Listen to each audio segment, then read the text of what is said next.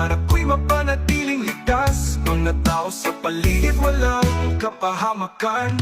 Ako'y isang bantay sa bawat araw at gabi, handa sa panganib, buhay ko laging alay. Sa bawat pasok, sa bawat lingon, ako'y nag-aalay ng tapang na dedikasyon. Isang security guard laging handa, ligtas ang lahat sa akin magtiwala.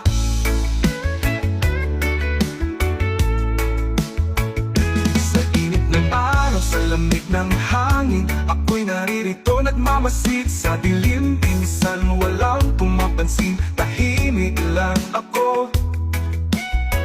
Pero alam ko ako'y mahalaga sa mundo. Kahit gaano kahirap ang gabi, laban lang sa